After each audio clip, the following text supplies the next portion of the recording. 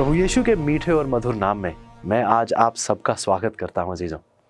आज हम अपने जीवन का एक बहुत अहम सफ़र साथ तय करने जा रहे हैं और ये सफ़र हमें बाइबल की उन बहुत अहम किताबों दानियल और प्रकाशित वाक्य की भविष्यवाणी की सच्चाइयों की गहराई में लेकर चला जाएगा अजीजों। ये दो किताबें हमारे लिए बहुत अहम हैं, जो हमें आगे आने वाली बातों की समझ देती हैं, बीते कल की समझ देती हैं और जिस दौर में हम खड़े हैं इसकी सच्चाई को हम कैसे पहचान सकते हैं, प्रभु का आगमन कितना जल्द है, इन सच्चाइयों को बहुत करीबी रूप से हम इन दो किताबों से पढ़ पाते हैं। खास तौर से मैं अपने नौजवान अजीज़ों से भी बात करना चाहूँगा, क्योंकि यदि आप दानियल और प्रकाशित वाक्य की किताब देखें, पहली किताब ये दानियल के द्वारा लिखी गई थी, प्रकाशित वाक्य की किताब यूहन्ना के द्वारा लिखी गई थी जो प्रभु यीशु का चेला था। हम देखते हैं अजीज़ों, यदि आप इन दोनों की कहानियाँ पढ़ें, दानियल बहुत छोटी उम्र का था जब उसे कैद में ले जाया गया था। यूहन्ना सब चेलों में से सबसे छोटी उम्र का था।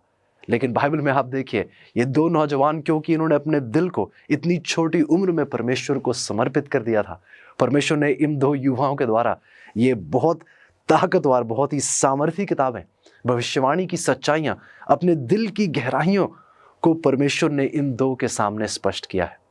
अजीजों, इन दो किताबों से हमें सिर्फ भविष्यवाणी की सीख ही नहीं, एक जीवन की बहुत अहम सीख मिलती है कि यदि हम भी अपना सब कुछ परमेश्वर के नाम कर दें, जल्द से जल्द कर दें, तो परमेश्वर हमसे भी अपने दिल की गहरी बातें करना चाहते हैं। मेरी यही उम्मीद रहेगी चीज़ों कि इस सफ़र में हम परमेश्वर के साथ बढ़ते चले जाएं, कदम दर कदम, पाठ दर पाठ हम परमेश्वर के साथ उस आत्मिक उन्नति में आगे प्रगति करते चले जाएं, ताकि प्रभु के आगमन पर हम अकेले नहीं, हमारे साथ कई साथीगण, कई अजीज़ हमारे साथ हों और हम प्रभु के साथ अनंत जीवन बिताने के लिए तैयार पाए जाएं। इसी के साथ मैं आज आपके सामने एक मुफ्त ऑफर पेश करना चाहूँगा।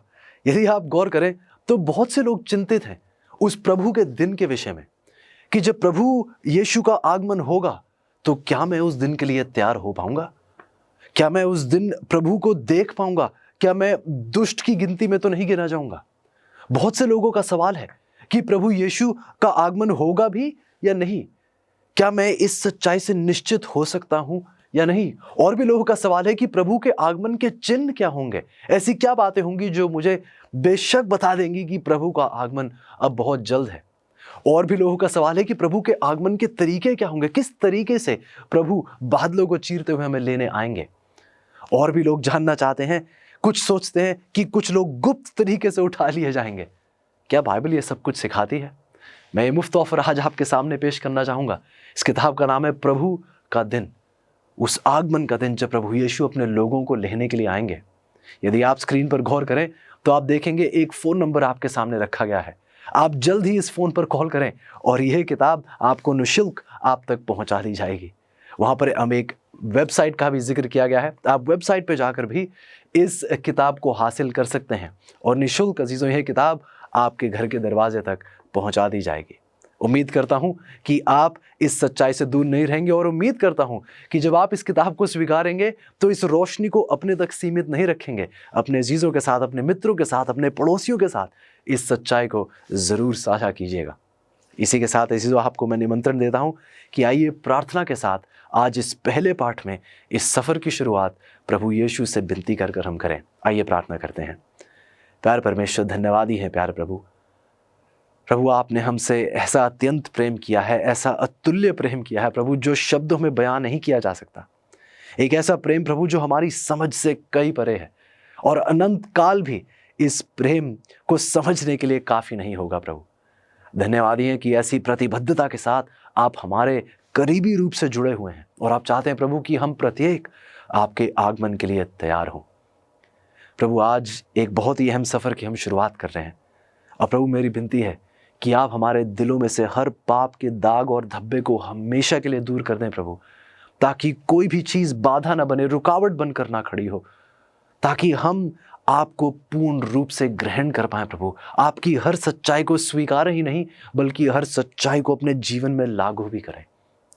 प्रभु मैं विनती करता हूँ, हर उस अजीज़ के लिए जो जो परेशान हो या बस हिम्मत हो, निराश हो या किसी संकट से गुजर रहा हो, चाहे वो संकट कोई आर्थिक समस्या हो या कोई शारीरिक या पारिवारिक या वैवाहिक कोई मुसीबत हो। प्रभु, मेरी विनती है कि आज आप अपनी वचन की सामर्थ्य के द्वारा, अपने वचन के सुकून के द्वारा अपने लोगों को तृप्त करें प्रभु, और एक नया जीवन प्रदान करें। धन्यवादी हैं प्रभु। विनती है हमारी, कृपया करके प्रभु कि ये सच्चाइयाँ केवल एक ज्ञान के तौर पर हमारे दिल में ना समा जाएं, ये एक जीवन शैली बन जाए हमारे लिए।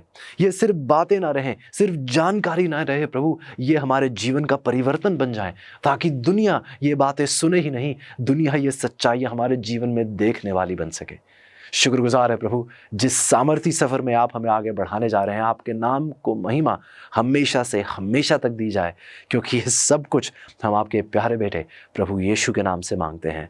आमीन, आमीन। ऐसो एक बार फिर आप सबका स्वागत है।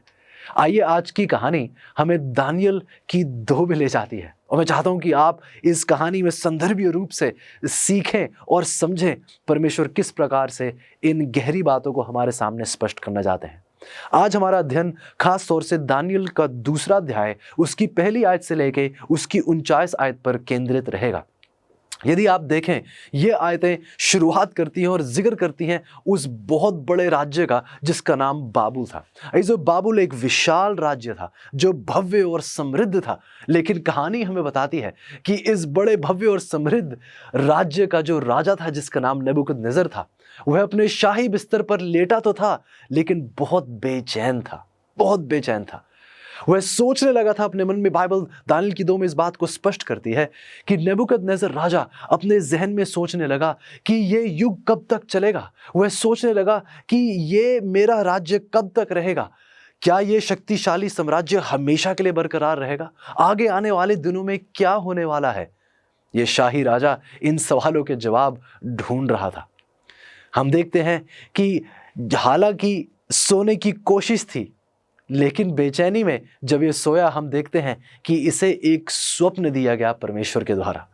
मन ही मन में परेशान इन सवालों के साथ ये शक्तिशाली सम्राट जब सोया, तो उस रात एक विशाल बहुखनिज आदमी की चमकदार मूर्ति परमेश्वर ने इसको दिखाई।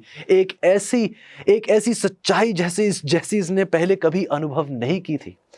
ये मूर्ति उसके दिमाग में रंग का प्रदर्शन करती हुई दिखाई दी, और फिर हम देखते हैं कि अपनी उस आलीशान चादर को एक तरफ फेंक कर आप कल्पना कर सकते हैं कैसे ये राजा उठा, और उठते साथ ही इसने अपने अंगरक्षकों को चिल्लाकर पुकारा और कहा कि जादूगरों को, ज्योतिषियों को, सबको एक साथ इकट्ठा करो। मैं चाहता हूं कि इस स्वप्न का अर्थ मुझे अभी के अभी पता चले। इसी के साथ अजीजों, हमारे सवालों का सिलसिला शुरू होता है, और मैं चाहूंगा कि आप मेरे साथ आगे आएं इस कहानी को समझने के लिए। और आगे आने वाले हर पाठ में परमेश्वर की कृपा से हम बहुत से सवाल उठाएंगे, और सवाल मैं नहीं दूंगा, सवाल परमेश्वर का वचन स्वयं देगा इन सवालों का जवाब। और मैं आपसे गुजारिश करूंगा कि आप ध्यान दें किस प्रकार सवाल पूछे जाएंगे और परमेश्वर किस प्रकार इन सवालों का जवाब बनेंगे, क्योंकि जीसस बाइबल यही सच्चाई हमारे सामने प्रदर्शित करती है कि परमेश्वर हमारे हर सवाल का जवाब है, हमारी हर समस्या का हल है। पहला सवाल आइए मेरे साथ देखेंगे। परमेश्वर ने बाबुल के राजा को यह स्वप्न क्यों दिखाया? परमेश्वर ने यह स्वप्न आखिरकार दिखाया क्यों इस राजा को? बाइबल जवाब देती है, आइए पढ़ते हैं साथ।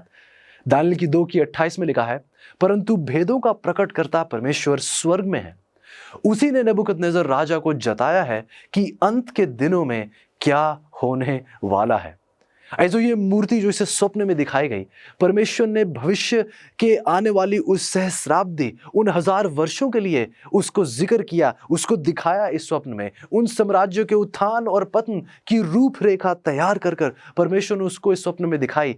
एक ऐसी रूपरेखा जिसका सीधा प्रभाव, एक ऐसे राज्य जो उठेंगे जिनका सीधा प्रभाव परमेश्वर के लोगों पर पड़ेगा। हम देखते हैं कि परमेश्वर ने ये बातें उस राजा के सामने रखी।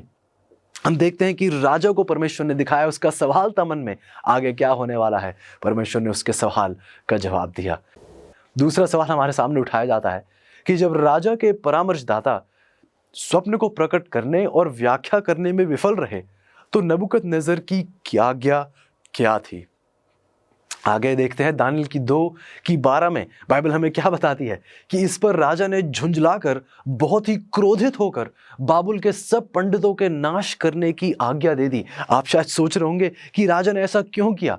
यदि आप कहानी पढ़ें तो बताया जाता है कि बाबुल के ज्योतिष और जादूगर जो थे ये अलौकिक ताकत रखने का दावा करते थे, लेकिन जब वे राजा के स्वप्न को नहीं बता सके तो वे शक्तिहीन और धोखेबाज साबित हुए।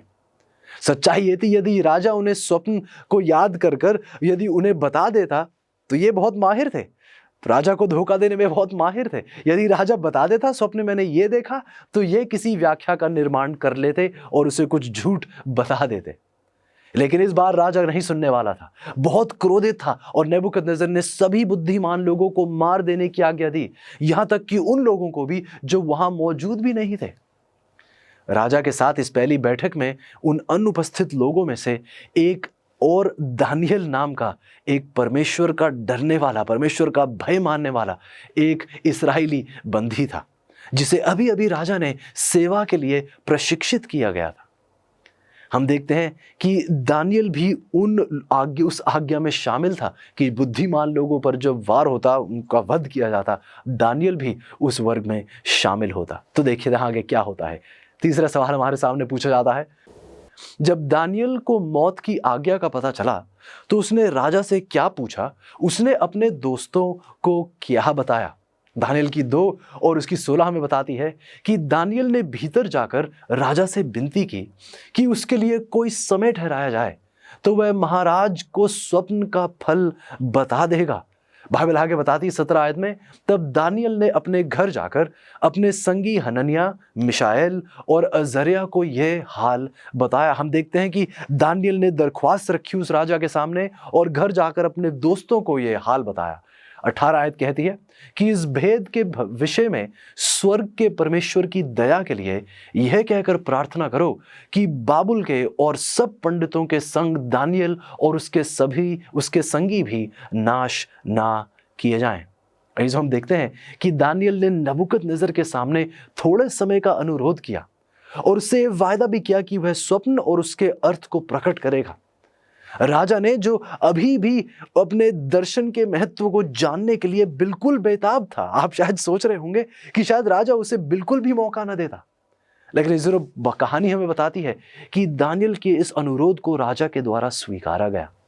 राजा ने उसके इस समय की विनती जो उसने मांगी थी कि कुछ समय दिया जाए, राजा ने उस विनती को स्वीकार लिया। हम देखते हैं अजीजों कि जब उसने और उसके दोस्तों ने एकमात्र स्रोत से प्रार्थना की कि राजा जो स्वप्न उसने देखा, जिसकी व्याख्या ये नहीं समझ पा रहे थे, जब उन्होंने उस महाशक्तिशाली स्रोत, एकमात्र स्रोत से उन्होंने प्रार्थना की, ये उनके स्वर्ग का परमेश्वर था, ये वो सामर्थी परमेश्वर था, उनका सृष्टिकर्ता था। हम देखते हैं अजीजों एक बहुत अहम सीख हमारे सामने यहाँ पेश की जाती है और मैं चाहता हूं कि आप इस सीख पर बहुत करीबी रूप से गौर करें। आप देखते हैं कि सजा तो दंड था, मृत्यु दंड इन पर सुनाया गया था, लेकिन बाइबल बताती है अजीजों कि इस मृत्यु दंड से ये अजीज डर कर किसी गुफा में छिप कर नहीं भाग गए। हम देखते हैं कि इन्होंने इस डर का, इस भय का सामना प्रार्थना के साथ किया, अपने परमेश्वर के साथ किया। शायद आज मैं किसी अजीज से बात कर रहा हूं जो बहुत बड़े संकट से गुजर रहे हों। शायद आज आप किसी मुसीबत से गुजर रहे हो जो आपके दिल को विचलित कर देती है। शायद आज आप किसी ऐसे खौफनाक दौर से गुजर रहे होंगे और आपको पता नहीं चल रहा होगा कि अगला कदम क्या लेना चाहिए। कहीं आप भी कहीं डर कर तो नहीं छिपे हैं। ऐसे बाइबल हमें बताती है कि हम हर मुसीबत का सामना, मृत्यु दंड का भी सामना परमेश्वर के साथ प्रार्थना में कर सकते हैं। आज मैं आपसे विनती करता हूं जीजों, चाहे जिस किसी भी हालात से आप गुजर रहे हो, एक सामर्थी परमेश्वर है जो आपको बचाने के योग्य है। एक शक्तिशाली परमेश्वर है जो आपका उद्धार करता है, जो आपको हर मुसीबत से निकाल सकता है। आपकी हर समस्या का हल वही परमेश्वर है।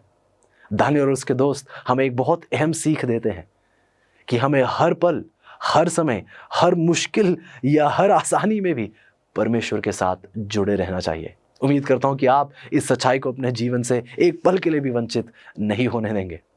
इसी के साथ हमारा अगला सवाल हमारे सामने उठाया जाता है। चौथा सवाल देखिए, हमसे क्या पूछा जाता है, जब यहोवा ने दानियल को स्वप्न की व्याख्या दी तो दानियल ने किसकी प्रशंसा की और किसको इन सब बातों का श्रेय दिया? बाइबल हमें बताती है, दानियल की 2 यदि आप पढ़ें, उसकी 23 और 28 में लिखा है, दानियल की प्रार्थना थी कि हे मेरे पूर्वजों के परमेश्वर, मैं आपका धन्यवाद और स्तुति करता हूं। ऐसे ये हमारा पहला पार्ट है और मैं रुककर यहां पर आपसे कुछ बात करना चाहूंगा। यदि आप अपनी हिंदी बाइबल में देखें तो हिंदी बाइबल में मूल भाषा से जब अनुवाद किया जाता है, चाहे वो इब्रानी भाषा हो या यूनानी भाषा हो नए नियम की, जब भी इन मूल भाषाओं से अनुवाद किया जाता है तो हिंदी में आप देखते हैं, जैसे यहां पर इस आयत में लिखा गया है कि बात परमेश्वर की जा रही है, परमेश्वर को संबोधित किया जा रहा है, लेकिन लिखा जाता है कि मैं तेरा धन्यवाद। ऐसो यदि हम अपने से बड़ों को भी इस शब्द से संबोधित नहीं करते हैं, उन्हें या तू या तेरा कर कर संबोधित नहीं करते हैं, तो क्या आपने कभी सोचा है कि हम परमेश्वर को इस प्रकार संबोधित कैसे कर सकते हैं? यदि हम मनुष्यों को इतना सम्मान देते हैं तो क्या हमें अपने स्वर्गीय परमेश्वर को वो आदर और सम्मान नहीं देना चाहिए? मैं आपसे विनती करूंगा, जब आयतें मैं आपके सामने रखूंगा, मैंने जानबूझकर इस आयत को ऐसे ही छोड़ दिया है। मैं नहीं चाहता आप सोचे कि मैंने बाइबल को बदलने की कोशिश की है, लेकिन मैं आपसे चाहूंगा, आपसे विनती करूंगा कि आप अपनी व्यक्तिगत बाइबल के अध्ययन में भी परमेश्वर को वो आदर सम्मान दें जिसके लायक और योग्य हमारे परमेश्वर हैं। तो जब भी आप मुझे इन आयतों को पढ़ते देखेंगे, मैं आयतें वैसे ही रहने दूंगा जैसे हिंदी आपकी बाइबल में अनुवाद है, लेकिन जब मैं पढ़ूंगा मैं पूरी कोशिश करूंगा परमेश्वर की कृपा से कि परमेश्वर को मैं तेरा नहीं बल्कि आप से संबोधित करने की कोशिश करूंगा। परमेश्वर हमारे आदर और सम्मान के पूर्ण रूप से योग्य हैं। आइए इस आयत को दोबारा पढ़ते हैं। हे मेरे पूर्वजों के परमेश्वर, मैं आपका धन्यवाद और स्तुति करता हूं। आप भेदों के प्रकटकर्ता परमेश्वर, आप स्वर्ग में ही हैं, आप सर्वशक्तिमान परमेश्वर हैं। ऐसो साम्राज्यों का उदय और पतन, ये इनका होना कई बार हमें ऐसे लगने लगता है कि ये तो सिर्फ मनुष्य की इच्छा से हो रहा है, लेकिन सच्चाई ये अजीजों की दानियल की प्रशंसा की प्रार्थना इस बात को स्पष्ट कर देती है कि एक ईश्वरीय हस्तक्षेप है जो हमें बार बार दिखाई देता है। इस दुनिया का इतिहास इस बात की पुष्टि करता है कि ऐसा कुछ भी नहीं होता है जिसका परमेश्वर को पहले से ही ज्ञान नहीं है या फिर परमेश्वर ने उस बात की अनुमति नहीं दी है। शायद आज आपको लग रहा हो कि आपके साथ जो हो रहा है ये मनुष्यों का किया गया है। शायद आपको लग रहा हो कि जिस दौर से आप गुजर रहे हैं वह इतना बुरा है, इतना खौफनाक है, इतना दर्दनाक है कि परमेश्वर तो शायद कहीं है ही नहीं। लेकिन अजीजों, यदि आप इतिहास को देखें, जैसा आज हम बहुत गहराई से परखेंगे, इतिहास इस बात का गवाह है कि परमेश्वर आज भी अपने सिंहासन पर विराजमान है। ऐसे भूलिएगा नहीं, परमेश्वर आज भी आपके जीवन का संचालन कर रहे हैं। ऐसे भी हम कभी कभी सोचने लगते हैं कि हमें पता नहीं चलता है, हमें लगता है शायद कि हमारी दुनिया में क्या हो रहा है और क्यों हो रहा है अक्सर हमें समझ में नहीं आता है। लेकिन ये ज़रूर है कि ये सुनकर हमें ज़रूर सुकून मिलता है कि परमेश्वर आज भी अपने सिंहासन पर विराजमान है। हमें इस बात से सुकून मिलता है ये जानकर कि परमेश्वर आज भी इस ब्रह्मांड का प्रभुत्व कर रहे हैं। केवल दानियल ही, आप कहानी को पढ़ें, केवल दानियल ही इस राजा को अपने स्वप्न की व्याख्या दे सकता था। फिर भी वह स्पष्ट रूप से केवल उसी व्यक्ति को श्रेय देता है जिसने उसे उस स्वप्न की व्याख्या दी थी। वह उसके स्वर्ग का परमेश्वर, सर्वशक्तिमान परमेश्वर था।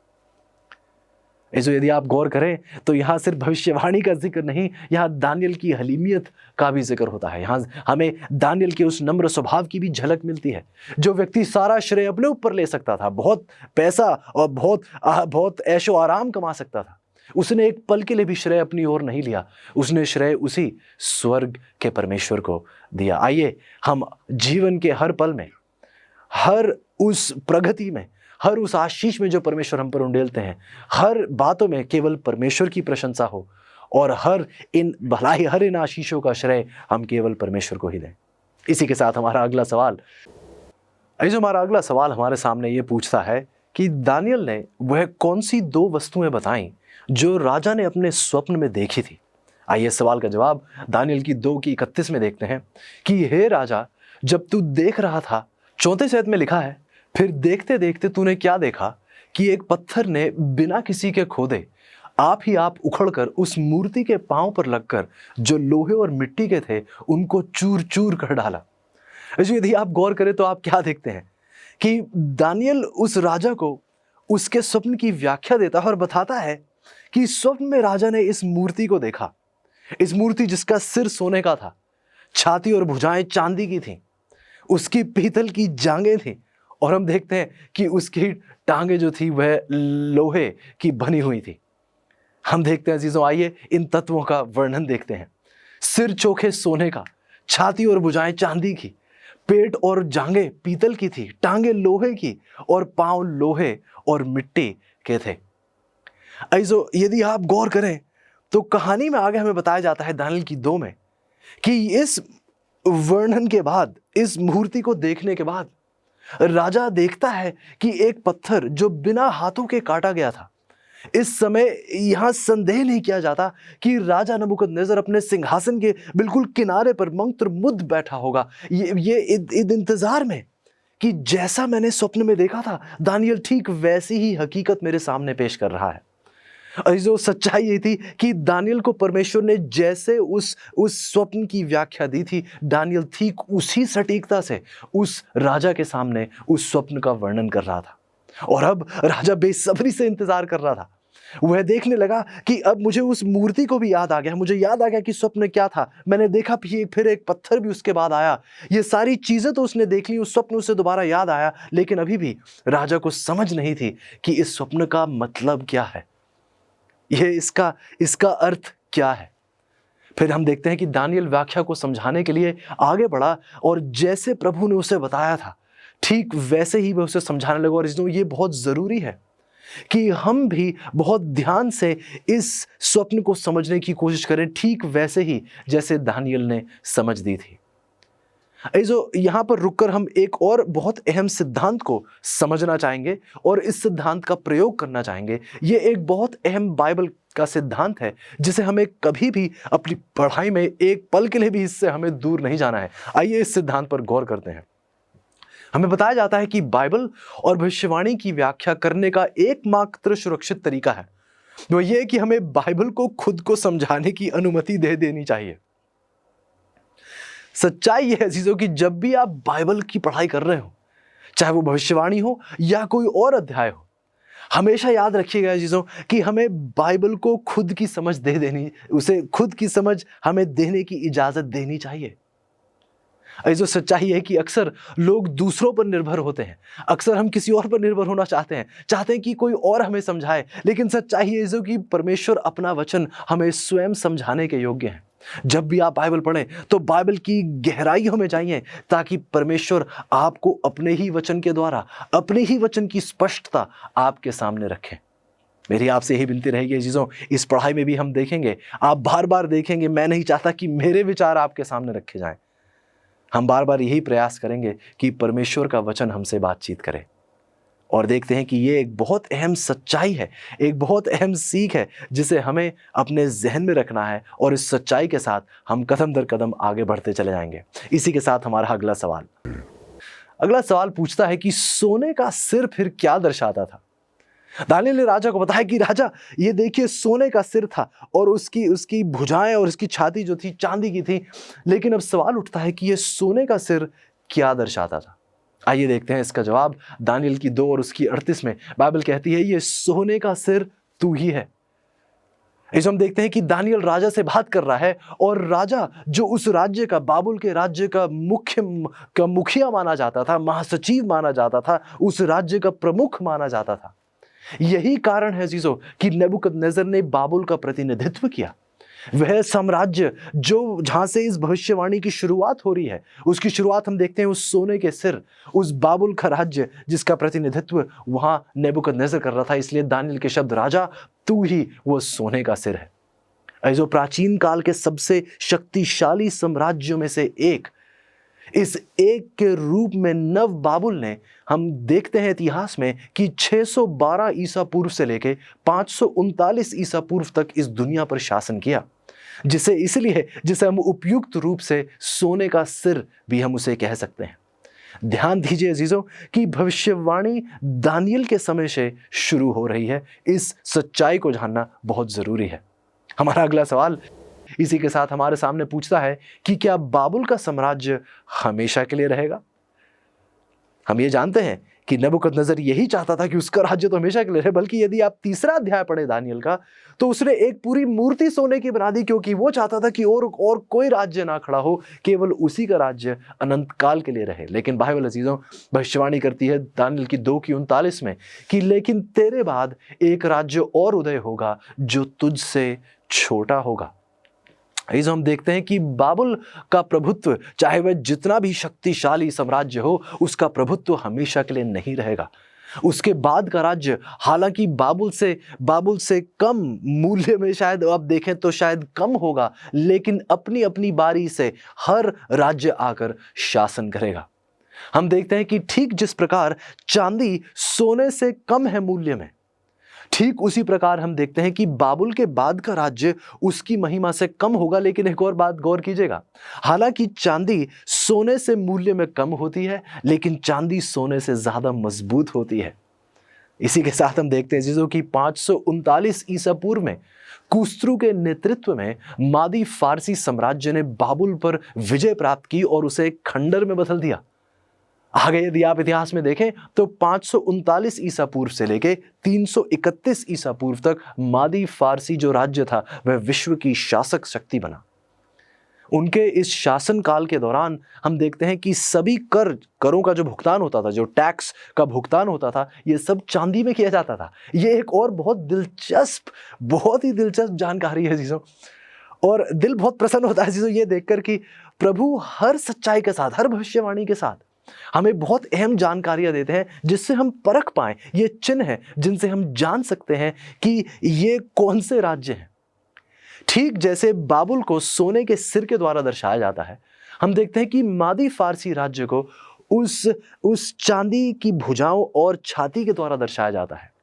और ऐसा क्यों? क्योंकि हम देखते हैं कि मादी फारसी राज्य में सब करों का भुगतान चांदी के द्वारा किया जाता था। और आप ये देखेंगे, यदि आप बाबुल का उदाहरण ले लें तो बाबुल को सोने का बहुत शौक था।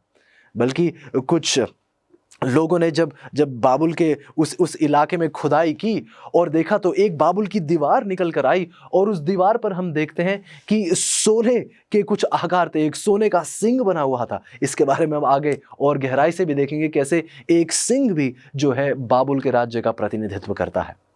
लेकिन गौर कीजिए चीजों, जैसे तत्व थे जिन राज्यों का वो प्रतिनिधित्व कर रहे थे, ये सब राज्य उन्हीं तत्वों के साथ जुड़े हुए थे जैसे मादी फारसी जो राज्य था चांदी का प्रयोग किया करता था। हमारे टूटे हुए संसार के लिए क्या प्रभु की योजना जानना चाहते हैं? जैसे हम बाइबल की भविष्यवाणी देखते हैं, आप अपनी सबसे बड़ी चुनौतियों के लिए भरोसेमंद हल प्राप्त करना चाहते हैं। प्रोत्साहित करने वाली और प्रकाशन देने वाली amazing facts Bible study guide Bible पर आधारित 27 टॉपिकल लेसन्स प्रदान करती हैं, जिसमें सुंदर ग्राफिक्स और स्पष्ट उत्तर दिए गए हैं, जिसे समझना बहुत ही आसान है। हर बाइबल स्टडी गाइड आपको व्यवहारिक उत्तर की ओर लेकर जाती है, आपके जीवन के सबसे महत्वपूर्ण सवालों के लिए। मैं कैसे तंदुरुस्त संबंध पा सकता हूँ, यीशु मसीह फिर से कब और कैसे आएंगे, और भी बहुत कुछ। अपने भविष्य को अवसर पर मत छोड़िए, सत्य से अपने जीवन को बदल दीजिए। Amazing facts Bible study guide के द्वारा ये उपलब्ध हैं इंग्लिश, हिंदी, तमिल और तेलुगु भाषा में। तो इंतजार मत कीजिए, अपने स्टडी गाइड का पूरा सेट ऑर्डर कीजिए और विजिट कीजिए bookstore.aftv.in पर। आगे हम देखते हैं चीजों 8वां सवाल कि कौन सी धातु उस राज्य को दर्शाएगी जो मादियों और फारसियों के बाद आएगा। गौर कीजिए, ये अगली धातु कौन सी है और ये कौन से राज्य को दर्शाती है। हमारे जवाब मिलता है दानियल की 2:39 में कि फिर एक और तीसरा पीतल का सा राज्य होगा जिसमें सारी पृथ्वी आ जाएगी। हम देखते हैं चीजों की यूनान का पीतल राज्य तब सत्ता में आया जब सिकंदर महान, जिससे आप वाकिफ होंगे इतिहास में, जब सिकंदर महान ने 331 ईसा पूर्व में आरबेला की लड़ाई में मादियों और फारसियों पर विजय प्राप्त की, और यूनान फिर लगभग 168 ईसा पूर्व तक सत्ता में रहा, खड़ा रहा, मजबूत रहा। यूनान के सैनिकों को यदि आप गौर करें तो यूनान के सैनिकों को अजीजों पीतल लेपित कहा जाता था। ऐसा क्यों? क्योंकि जो कवच वह इस्तेमाल करते थे वह कवच पीतल के बनाए गए थे। एक बार फिर हम क्या देखते हैं कि जो तत्व जिस राज्य का प्रतिनिधित्व करते हैं, जिसका प्रतीक बनते हैं, वो राज्य उस तत्व से बहुत करीबी रूप से जुड़ा हुआ है। ये बहुत ज़रूरी है अजीज़ों। एक और सच्चाई क्या आपने गौर करी कि जैसा चांदी सोने से कम मूल्यवान है लेकिन ज़्यादा मजबूत है, पीतल चांदी और सोने से ज़्यादा कम मूल्य का है लेकिन इन सब से ज़्यादा मजबूत है। और इसी के साथ हमारा अगला सवाल पूछा जाता है कि चौथा राज्य किस धातु से दर्शाया गया है? ये चौथा राज्य जो सोने और चांदी और पीतल के बाद आएगा, ये कौन सी धातु से दर्शाया जाता है? बाइबल जवाब देती है दानियल की 2:40 में कि एक चौथा राज्य लोहे के तुल्य मजबूत होगा। अब ये मुझे बताने की जरूरत भी नहीं है अजीजों कि लोहा, सोना, चांदी, पीतल इन सब से ज्यादा मजबूत है। तो फिर ये कौन से राज्य को दर्शाता है? अजीजों, ये रोम के उस लोहे के साम्राज्य को दर्शाता है। वह साम्राज्य जिसने 168 ईसा पूर्व में यूनानियों पर विजय प्राप्त की और एक विश्व प्रभुत्व का आनंद तब तक लिया जब तक 476 ईस्वी में ऑस्ट्रोगॉथ्स द्वारा रोम पर कब्जा नहीं कर लिया गया था। लेकिन यह राज्य एक बहुत अहम राज्य है अजीजों हमारी पढ़ाई के लिए। वह इसलिए क्योंकि यदि आप रोम के राज्य पर गौर करें तो रोम वही राज्य है जो प्रभु यीशु मसीह के जन्म के समय दुनिया पर राज कर रहा था। यदि आप कदम दर कदम देखें तो भविष्यवाणी हमें बताती है कि किस प्रकार जिस सटीकता से परमेश्वर ने भविष्यवाणी की थी, ठीक उसी सटीकता से परमेश्वर के जैसे भविष्यवाणी की गई थी, ठीक वैसा ही हुआ। यदि आप ध्यान दीजिए अजीजों, तो दानियल ने एक अचूक सटीकता के साथ विश्व के 1000 साल के इतिहास की भविष्यवाणी की। इन 4 विश्व साम्राज्यों का उदय और पतन बाबुल, मादी फारस, यूनान और रोम बाइबल ने स्पष्ट रूप से बताया गया है अजीजों, और इतिहास इन्हीं सच्चाइयों की पुष्टि भी करता है। अजीजों, दिल को इस बात का एक सुकून मिलता है, एक आश्वासन मिलता है और एक खुशी मिलती है ये जानकर कि जिस बाइबल का आप अध्ययन कर रहे हैं ये कोई मन घड़ंत कहानी नहीं, ये किसी की लिखी हुई किताब नहीं है, ये परमेश्वर का अपना वचन है और ये एक सच्चा वचन है। इतिहास इस सच्चाई का गवाह है। हमारा 10वां सवाल हमसे पूछता है कि फिर रोमी साम्राज्य के पतन के बाद क्या होगा? हमने देखा कि कदम दर कदम एक राज्य जाता है, दूसरा राज्य आ खड़ा होता है। तो सवाल उठता है कि आखिरी की दौर में एक रोम का राज्य है, इसके राज्य के बाद क्या कोई और राज्य है जो ऐसा ही बलवान होगा, शक्तिशाली होगा, जो रोम को गिराकर आ खड़ा होगा? आइए इसका जवाब दानियल की 2:41 में लिखा है। बाइबल कहती है, तूने जो मूर्ति के पांव और उनकी उंगलियों को देखा, जो कुछ कुम्हार की मिट्टी और कुछ लोहे की थी, इससे वह चौथा राज्य बटा हुआ होगा। गौर कीजिए, तो भी उसमें लोहे का सा कड़ापन रहेगा, जैसे कि तूने कुम्हार की मिट्टी के संग लोहा भी मिला हुआ देखा था। तो अजीजों देखिए कि अगली बात हमें बताई जाती है कि ये अगला राज्य जो होगा एक बटा हुआ राज्य होगा। इसकी और जानकारी हम देखते हैं दानियल की 2:42 में कि जैसे पांव की उंगलियां कुछ तो लोहे की और कुछ मिट्टी की थीं, इसका अर्थ यह है कि वह राज्य कुछ तो दृढ़ होगा, कुछ निर्बल होगा। जैसे कुछ लोहा और कुछ मिट्टी, लोहा बहुत दृढ़ होता है, मिट्टी कुछ निर्बल होती है, ठीक उसी प्रकार से हमें बताया जाता है कि इस राज्य में कुछ तो दृढ़ पर कुछ निर्बलता भी होगी। तो हम देखते हैं कि 476 ईस्वी में जब रोमी साम्राज्य गिरने लगा तो किसी अन्य विश्व शक्ति ने आकर उसकी जगह नहीं ली, बल्कि इसके बजाय हम देखते हैं कि बर्बर जनजातियों ने, जो जंगली जनजातियां थी, इन्होंने रोमी साम्राज्य को जीत लिया और इसे विभाजित कर दिया, इसे अलग अलग भाग में बांट दिया। हम देखते हैं एक बार फिर अजीजों, परमेश्वर के वचन की सच्चाई एक बार फिर सटीकता से पूरी होती है। जैसे कि दानियल ने भविष्यवाणी की थी, इनमें से 10 जनजातियां आधुनिक यूरोप में विकसित हुई। यह सच्चाई अजीजों यदि आप गौर करें तो आज हमारे सामने रखी जाती हैं। यदि आप देखें यहाँ पर इस नक्शे में, तो हम देखते हैं कि जो रोम थे, जब उसे हम देखते हैं वो 10 भाग में बांटा गया, और ये भाग आप नक्शे में देखें तो बहुत स्पष्ट रूप से नजर आते हैं कि जो एक बहुत ही महाशक्तिशाली साम्राज्य था, अब विभाजित हुआ, 10 भाग में बांटा गया। इनके उदाहरण आप यहाँ देखिए, हम देखते हैं कि एंग्लो सैक्सन्स हैं, सुएवी हैं, विसिगॉथ्स हैं, फ्रैंक्स हैं, बर्गंडियंस हैं, वैंडल्स हैं और एलमेनी हैं, लोम्बार्ड्स हैं और ऑस्ट्रोगॉथ्स हैं और हेरूली हैं। अगर आप गौर करें अजीजों, तो आप देखते हैं कि इन 10 राज्यों में से, इन 10 विभाजित देशों में से भी हम देखते हैं इनमें से 7, क्या आप यकीन मानेंगे, इनमें से 7 आज भी यूरोप में मौजूद हैं। आप कहेंगे कि नहीं, मैंने इन देशों का नाम कभी नहीं सुना है, लेकिन गौर कीजिएगा, एंग्लो सैक्सन्स का जब हम वर्णन करते हैं तो एंग्लो सैक्सन्स आज का हमारे इंग्लैंड का देश है। हमारे इंग्लैंड वासी वह एंग्लो सैक्सन्स है, इंग्लिश या इंग्लैंड के वासी हैं। ये फ्रैंक्स का उदाहरण ले लीजिए, तो फ्रैंक्स क्या है? हमारे फ्रांसीसी भाई बहन हैं जो आज फ्रांस में वास करते हैं। यदि आप एलमनाई का जिक्र करते हैं तो ये आज हमारे जर्मन भाई बहन हैं जो जर्मनी में वास करते हैं। यदि आप लोम्बार्ड्स का वर्णन करते हैं तो ये आज हमारे वो इटली वासी भाई बहन हैं जो इटली में वास कर रहे हैं। जो बार बार बाइबल इस बात की पुष्टि करती है कि परमेश्वर ने जैसा कहा आज वैसा ही हुआ, और बहुत कोशिशें हो रही हैं एक बार फिर इन 10 को दोबारा एक बार एक करने की, लेकिन हम देखते हैं कि यह मुमकिन नहीं है। जैसा परमेश्वर ने कहा था ठीक वैसा ही हो रहा है। इसलिए सवाल उठता है कि क्या ये 10 राज्य कभी एकजुट होने में सफल होंगे? आइए पढ़ते हैं दानियेल की किताब, उसका 2 अध्याय, उसकी 43 आयत। बाइबल कहती है, तूने जो लोहे को कुम्हार की मिट्टी के संग मिला हुआ देखा, इसका अर्थ यह है कि उस राज्य के लोग एक दूसरे मनुष्यों से मिले जुले तो रहेंगे, परंतु जैसे लोहा मिट्टी के साथ मेल नहीं खाता, वैसे ही वह भी एक ना बने रहेंगे। जो पूरे इतिहास में उदाहरण के तौर पर इन राजाओं को देखिए, जैसे शार्लमेन हो गए या नेपोलियन हो गए, काइसर विल्हेम हो गए, मुसोलिनी हो गए या हिटलर भी हो गए। इन सब नेताओं ने एक नया यूरोपीय साम्राज्य बनाने के लिए बहुत प्रयास किया, बहुत मेहनत और संघर्ष किया, लेकिन इन सब शक्तिशाली राजाओं के ऊपर एक राजाओं का राजा और प्रभुओं का प्रभु सर्वशक्तिमान परमेश्वर है, जिसने अपने पवित्र शास्त्रों में यह स्पष्ट कर दिया था कि आप यदि गौर करें तो कोई भी विश्व शासक शक्ति रोम के बाद आकर उस पर राज नहीं करेगी इस दुनिया पर, बल्कि रोम ही 10 भाग में बांटा गया था। जैसा परमेश्वर ने कहा ठीक वैसा ही हुआ।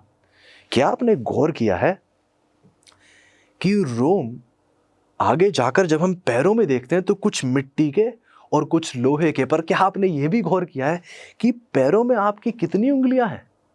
पैरों में 10 उंगलियां हैं। ठीक जैसे रोम 10 भाग में बांटा गया, पैरों में भी उसे 10 उंगलियों के द्वारा दर्शाया जाता है।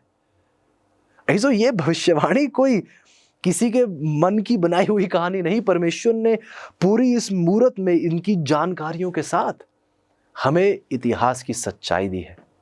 ऐसो हम बार बार फिर देखते हैं। यदि आप प्रकाशित वाक्य की 13 में भी चले जाएं तो हम देखते हैं कि सिर्फ शार्लमेन, नेपोलियन, हिटलर या मुसोलिनी ही नहीं, हम देखते हैं कि प्रकाशित वाक्य की 13 बताती है कि एक बार फिर एक विश्वव्यापी धर्म स्थापित करने का एक और प्रयास किया जाएगा।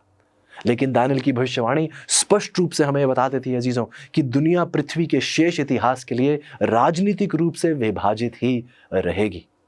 हमारा 12वां सवाल हमसे पूछता है कि अंतिम राज्य की स्थापना फिर कौन करेगा? क्या इसके बाद राजा ने कुछ और भी देखा? क्या आपको याद है राजा ने स्वप्न में क्या देखा? सोना, चांदी, पीतल, लोहा और मिट्टी के पैर। क्या इसके बाद राजा ने कुछ और भी देखा था? बिल्कुल देखा था। आइए गौर करते हैं दानियेल की 2 की 44 में। उन राजाओं के दिनों में स्वर्ग का परमेश्वर एक ऐसा राज्य उदय करेगा जो अनंत काल तक ना टूटेगा, और ना वह किसी दूसरी जाति के हाथ में किया जाएगा, वरन वह उन सब राज्य को चूर चूर करेगा और उनका अंत कर डालेगा, और वह सदा स्थिर रहेगा। जो अगला महान विश्वव्यापी राज्य किसी व्यक्ति का नहीं, किसी महान पृथ्वी के राजा का नहीं, बल्कि परमेश्वर का राज्य होगा, स्वर्ग का राज्य होगा। इसका वर्णन आप मत्ती की 25 की 31 से 34 आयत में भी देख सकते हैं। बहुत स्पष्ट रूप से वहां बताया गया है कैसे परमेश्वर का राज्य एक ऐसा राज्य होगा जो अनंत काल के लिए स्थापित रहेगा। ऐसो यदि आप गौर करें तो 476 ईस्वी के बाद से किसी एक शक्ति ने दुनिया पर राज नहीं किया है, और यह प्रभु यीशु मसीह की वापसी तक विभाजित ही रहेंगे। अगला सवाल हमसे पूछता है कि पृथ्वी दूसरे विश्व के राज्यों को क्या करता है? बल्कि ये पत्थर दूसरे विश्व के राज्यों को क्या करता है? इसका जवाब हमें मिलता है दानियेल की 2 की 34 में कि फिर देखते देखते तूने क्या देखा कि एक पत्थर ने बिना किसी के खोदे आप ही आप उखड़कर उस मूर्ति के पांव पर लगकर जो लोहे और मिट्टी के थे उनको चूर चूर कर डाला। हमने बार बार इन शब्दों को सुन रहे हैं कि जब वो आखिरी राज्य आता है तो वो बाकी के हर राज्य को हमेशा के लिए खत्म कर देता है। दानियल की 2:35 आगे हमें बताती है कि तब लोहा, मिट्टी, पीतल, चांदी, सोना भी सब चूर चूर हो गए और धूप काल में खलिहानों के भूसे की नाई हवा से ऐसे उड़ गए। दानियल की 2 आगे हमें बताती है कि उनका कहीं पता ना रहा और वह पत्थर जो मूर्ति पर लगा था वह बड़ा पहाड़ बनकर सारी पृथ्वी में फैल गया। ये जो मानव हाथों के बिना काटा गया एक ऐसा पत्थर जो परमेश्वर के राज्य का प्रतिनिधित्व करता है।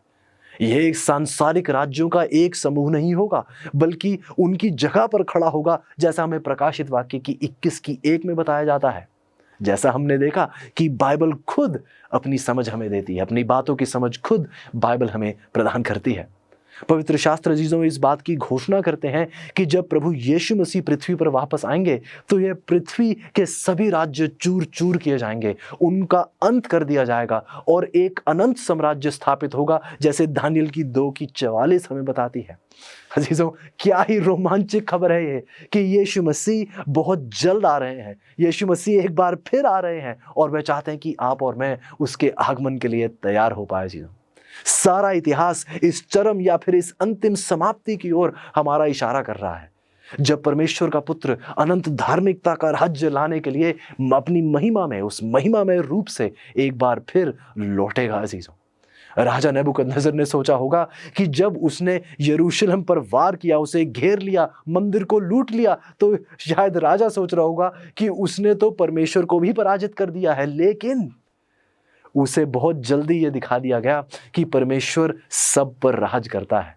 ऐसे मानवीय घटनाएं किसी राजा के नियंत्रण में नहीं, मानवीय घटनाएं उस परमेश्वर के नियंत्रण में है।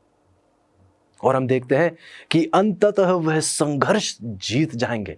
हमारे परमेश्वर वह संघर्ष जीत जाएंगे। हालांकि बाबुल, मादी फारस, यूनान, रोम और रोमी साम्राज्य के 10 हिस्सों ने ईश्वरीय अधिकार प्राप्त करने और ईश्वर के लोगों को नष्ट करने की बहुत कोशिश की थी, लेकिन एक राजाओं का राजा है जिसका प्रभुत्व सदा से सदा तक कायम है। अजीजों, हम देखते हैं कि प्रभु यीशु मसीह के आने से सभी संसारिक राज्यों को अंततः चूर चूर कर दिया जाएगा। परमेश्वर का धन्यवाद देते हैं अजीजों, क्योंकि वह महान विवाद जीत जाएंगे। आइए अजीजों, आज आप और मैं बस हिम्मत ना हो, आज आप और मैं निराश ना हो। एक सच्चा परमेश्वर है, एक सामर्थी परमेश्वर है और अंत में जीत हमारे परमेश्वर की ही होगी। आइए देखते हैं अगला सवाल। हमसे पूछा जाता है कि दानियल द्वारा स्वप्न की स्पष्ट व्याख्या सुनने के बाद नबूकदनेस्सर ने प्रभु के बारे में क्या कहा? इतनी गहरी, इतनी सटीक सच्चाई सुनने के बाद राजा का क्या जवाब था, उसकी क्या प्रतिक्रिया थी? दानियल की 2:47 हमें बताती है, फिर राजा ने दानियल से कहा, सच तो यह है कि तुम लोगों का परमेश्वर सब ईश्वरों का ईश्वर, राजाओं का राजा और भेदों को खोलने वाला है, इसलिए तू यह भेद प्रकट कर पाया है। ऐसो ये जानने के बाद, गौर कीजिए, ये जानने के बाद कि परमेश्वर इस दुनिया की सब घटनाओं पर पूरा निमंत्रण रखते हैं, नेबूकदनेस्सर को बहुत आसानी हुई यह स्वीकारने की कि दानियल जिस परमेश्वर की सेवा करता है वह बाबुल के सभी मूर्ति पूजक देवताओं से भी ऊंचा है, सामर्थी है, योग्य है, काबिल है। क्या आपने देखा कितनी जल्दी इस कहानी की तस्वीर बदल गई है अजीजों? परमेश्वर के प्रति उनके विश्वास के कारण, अपने परमेश्वर के प्रति वफादार रहने के कारण हम क्या देखते हैं कि दानियल और उसके मित्र, जिन्हें पहले उस प्रारंभिक दास्तव से राजा ने ऊपर उठाकर एक ऐसे प्रमुख नेतृत्व के पदों पर उन्हें बिठा दिया, जैसे दानियल की 2:48 और 49 हमारे सामने बताती है। ऐसो परमेश्वर, यदि आप गौर करें, पूरी बाइबल इस बात की गवाह है, परमेश्वर उन सब का सम्मान करते हैं जिन्होंने परमेश्वर का सम्मान करना सीख लिया है। पहले शमूएल की 2:30 इसी सच्चाई की पुष्टि भी करती है। यदि आज आप परमेश्वर के लिए खड़े हैं तो याद रखिएगा, परमेश्वर आपके लिए भी खड़े हैं, आप कभी अकेले नहीं खड़े होंगे। जो मैं चाहता हूं कि आप गौर करें, जैसा परमेश्वर ने कहा ठीक वैसा ही हुआ। मैं चाहता हूं कि ये मूर्ति, इतिहास की ये गवाही आपके जहन से एक पल के लिए भी दूर ना हो। हम देखते हैं कि जो कि जैसा परमेश्वर ने बताया, एक राज्य के बाद दूसरा राज्य आएगा, और हर राज्य का वर्णन किया, हर राज्य के तत्वों का जिक्र किया और बताया कैसे ये राज्य जैसा परमेश्वर ने बताया था ठीक वैसे ही पूरे हुए। तो मैं चाहूंगा कि क्या आपने गौर किया कि इन सब बातों के अंत में कुछ और हुआ था। जब सोना, चांदी, पीतल, लोहा और लोहे और मिट्टी के पैर, जब बाबुल, मादी, फारस और ये यूनान प्रांत या फिर रोम का राज्य या विभाजित यूरोप, इन सब के बाद हम देखते हैं क्या हुआ। दानियल ने वर्णन किया जैसा राजा ने देखा था। मैं चाहूंगा आप मेरे साथ थोड़ी देर के लिए आए। राजा ने देखा फिर एक पत्थर था जिसको किसी हाथ से नहीं रचा गया था, किसी हाथों के द्वारा नहीं काटा गया था। एक ऐसा पत्थर आया, और जब वो पत्थर आया, उस पत्थर के सामने और कोई राज्य नहीं खड़ा हो पाया, और उस पत्थर ने उस पैरों पर लगकर उस आखिरी के दौर में एक ऐसा राज्य जो परमेश्वर के विरुद्ध भी खड़े होने की कोशिश की है। कोई भी राज्य, चाहे उन्होंने बहुत कोशिश की हो परमेश्वर के लोगों पर भी अत्याचार करने की, एक परमेश्वर का आगमन है, एक स्थिर चट्टान है अजीजों आपके और मेरे लिए, जो प्रभु यीशु है। हमारी स्थिर चट्टान प्रभु यीशु है, जो बहुत जल्द हमारे लिए आ रहे हैं, और वो एक ऐसा राज्य खड़ा करेंगे अजीजों जो हमेशा से हमेशा तक रहेगा। उनसे बड़ा कोई राज्य नहीं है। अजीजों, मैं चाहता हूं थोड़ी देर के लिए आप मेरे साथ गौर करें। यदि यहां तक परमेश्वर का बताया हुआ हर वाक्य सच्चा है, जैसा परमेश्वर ने भविष्यवाणी की थी ठीक वैसा ही होता चला आया है, हर राज्य जैसे परमेश्वर ने बताया ठीक वैसे ही आया। यदि ये सब कुछ सच्चा है, तो क्या आपको गौर नहीं करना चाहिए कि अगली बात जो परमेश्वर ने कही कि एक ऐसा राज्य आ रहा है, एक ऐसा पत्थर जिसको किसी ने किसी अपने हाथ से नहीं काटा है। प्रभु यीशु का आगमन बहुत जल्द है जीजो। प्रभु यीशु ही वो स्थिर चट्टान है। प्रभु यीशु ही वो स्थायी चट्टान है जिस पर आप और मैं अपना जीवन कायम कर सकते हैं। प्रभु यीशु बहुत जल्द आ रहे हैं अजीजों, और आज आपको और मुझे निमंत्रण दिया जाता है कि इतिहास में देखिए, प्रभु ने सबूत के साथ हमें यह बात साबित कर दी है, जैसा परमेश्वर कहते आए हैं ठीक वैसा ही होता चला आया है। तो क्या फिर हमें आगे आने वाली बातों पर गौर नहीं करना चाहिए? इतिहास इस बात का सबूत है कि जो परमेश्वर ने कहा है वो सच्चा है, तो फिर जो आने वाला है वो भी सच्चा है। क्या आप उस सच्चे परमेश्वर के आगमन के लिए तैयार हैं? इसी के साथ मैं चाहूंगा आप हमारे अगले सवाल पर जाइएगा, जो हमारी पाठ का आखिरी सवाल है। और इस सवाल का जवाब मैं नहीं दूंगा, इस सवाल का जवाब आज आपको देना होगा। आइए सवाल साथ पढ़ते हैं। यह समझते हुए कि संसारिक घटनाएं परमेश्वर के पूर्ण नियंत्रण में है, क्या आप उसे अपने जीवन का पूर्ण नियंत्रण देने के लिए तैयार हैं? यदि परमेश्वर इस पूरे ब्रह्मांड के नियंत्रण में है, कि आप नहीं चाहते कि आपका संपूर्ण जीवन भी उसी परमेश्वर के नियंत्रण में रहे? क्योंकि जो परमेश्वर आपकी इजाजत के बगैर आपके जीवन पर, आपके जीवन का संचालन जैसे करना चाहिए वैसा नहीं कर सकते हैं। हाँ, प्रभु ने आपको बहुत आशीषें दी हैं, आपको बचा कर रखा है, आपको ताकत, हिम्मत और सेहत दी है, लेकिन इस चीज़ों और बहुत बड़ी बातें हैं जो परमेश्वर आपके जीवन में करना चाहते हैं। क्या आज आप पूर्ण रूप से परमेश्वर को अपना जीवन समर्पित नहीं करना चाहते? जिस परमेश्वर ने इतने अरसे से इस पूरे पृथ्वी का संचालन किया है, जो लगता है कि बिल्कुल बेकाबू हो चुका है, फिर भी एक परमेश्वर है जो हमें बचाए हुए है। क्या आज आप उस परमेश्वर पर निर्भर नहीं होना चाहते? मैं आपसे बात कर रहा हूं मेरे प्रिय भाई या मेरी बहन। शायद पारिवारिक रूप से कोई संकट है, या कोई आर्थिक समस्या है, या कोई शारीरिक परेशानी है, या कोई पारिवारिक समस्या है, या फिर कोई वैवाहिक परेशानी है।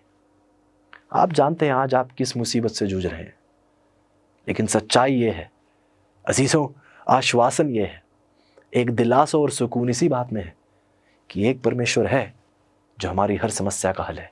एक परमेश्वर है जिसे आज हम पुकार सकते हैं, अपना संपूर्ण जीवन उसके नाम कर सकते हैं, अपना परिवार उसके हाथों में सौंप सकते हैं, ताकि परमेश्वर आपके वैवाहिक जीवन को आगे बढ़ाए, ताकि परमेश्वर आपके बच्चों का ख्याल रखे, ताकि परमेश्वर आपके परिवार को पवित्रता में उन्नति दे, ताकि आप और आपका परिवार परमेश्वर के आगमन के लिए तैयार हो। मैं किसी नौजवान से बात कर रहा हूं जो आप दुनियादारी में लुप्त बिल्कुल खोए हुए हैं। परमेश्वर आज आपको पुकार रहा है मेरे भाई मेरी बहन।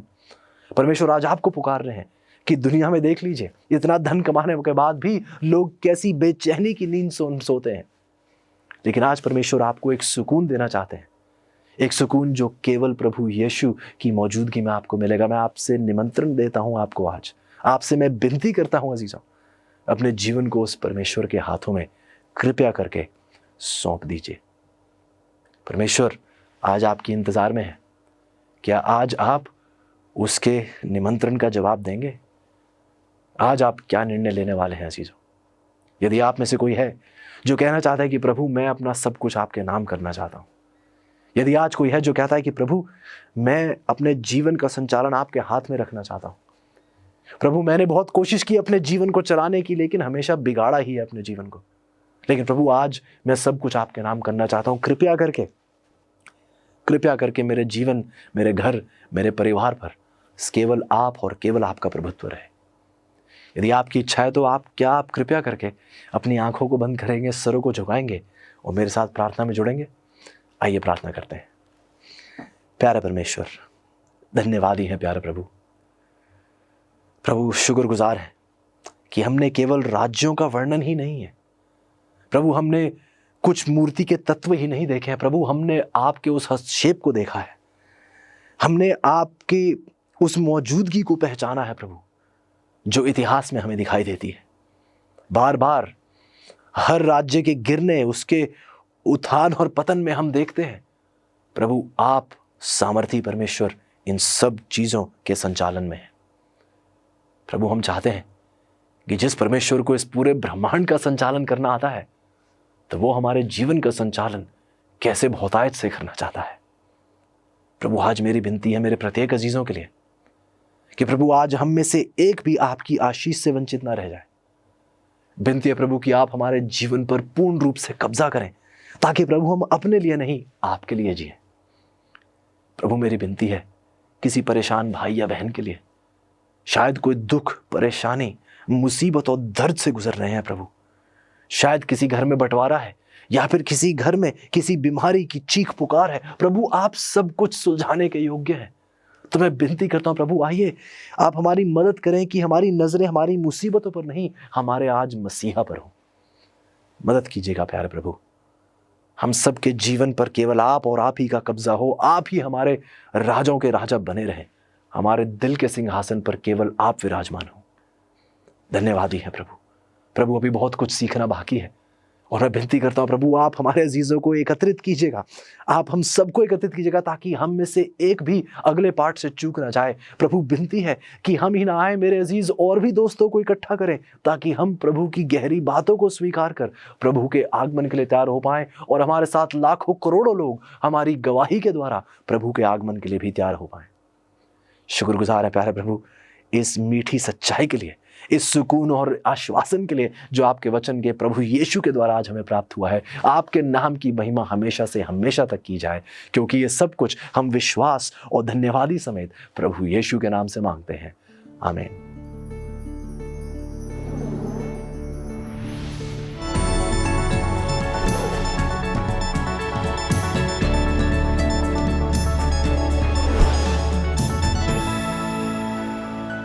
हाय दोस्तों, ये आधुनिक झंडे जिन्हें हम देखते हैं जो कैपिटल बिल्डिंग के ऊपर हैं, पेट्रियाटिक होम के सामने हैं, ये तो उस समय से है जब से युद्ध लड़े गए थे युद्ध करने वाले देशों में।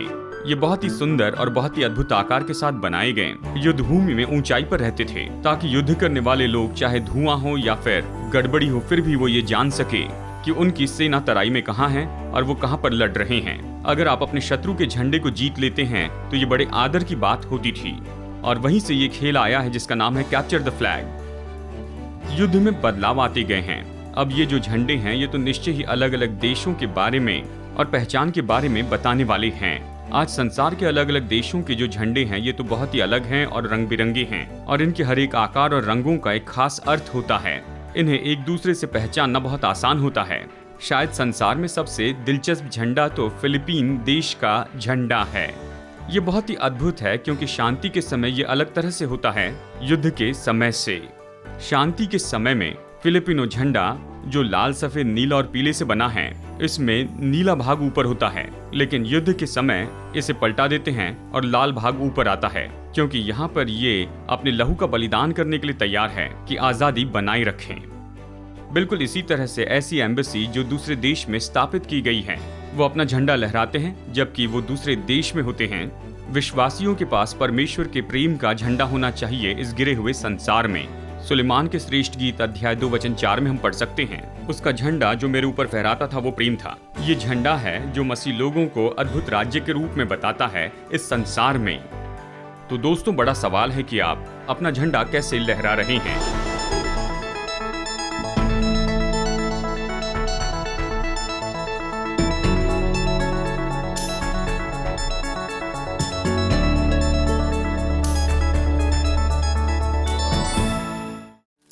पेड़ सुंदर होते हैं, और क्या यह आश्चर्यजनक नहीं है कि पेड़ बनाने के लिए आवश्यक सब कुछ एक छोटे से बीज के अंदर पाया जा सकता है। आपकी और क्या आश्चर्यजनक है, इस छोटे से QR कोड के अंदर वह सब कुछ है जो आपको आत्मिक रूप से बढ़ने में मदद करने के लिए चाहिए। द अमेजिंग फैक्ट्स इंडिया लिंकट्री, बस इसे स्कैन करें और आप हमारे बाइबल रीडिंग प्लान से जुड़ जाएंगे। हमारी website, YouTube, Facebook, Instagram, share chat और बहुत कुछ, अब आप जुड़े हुए हैं। इस छोटे से QR कोड को स्कैन करें और आज ही बढ़ना शुरू करें।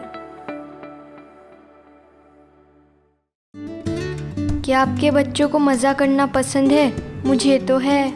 अमेजिंग फैक्ट्स का amazing adventures kids Bible guide बहुत ही सरल है। इसमें मेरे लिए बाइबल के बहुत से लेसन्स बहुत दिलचस्प बनाए हैं। ये तो बहुत ही अलग अलग रंग के हैं और इसी के साथ इसमें बहुत से पजल्स हैं, बहुत से क्विज भी हैं जिससे पढ़ने में मज़ा आता है, जैसे दानव को मारना, जान बचाने वाला जहाज़, समुंदर की यात्रा, कब्रिस्तान में सीटी बजाना। बाइबल के 10 पार्ट हैं। मैंने इससे बहुत कुछ सीखा है। इससे मैंने साहस के बारे में बहुत कुछ सीखा है। मैंने इससे बहुत कुछ सीखा है। इससे ये केवल इंग्लिश में उपलब्ध है। आज ही अपने बच्चों के लिए अमेजिंग फैक्ट्स का ये पूरा सेट मंगाइए। हमसे संपर्क कीजिए। 50 साल से भी ज्यादा समय से अमेजिंग फैक्ट्स बाइबल की सच्चाई को पूरे संसार में बता रहे हैं। यीशु की आज्ञा है कि हम प्रचार करें, हर देश में, हर जाति में, हर भाषा में प्रचार करें। आपकी प्रार्थना और सहायता के लिए धन्यवाद।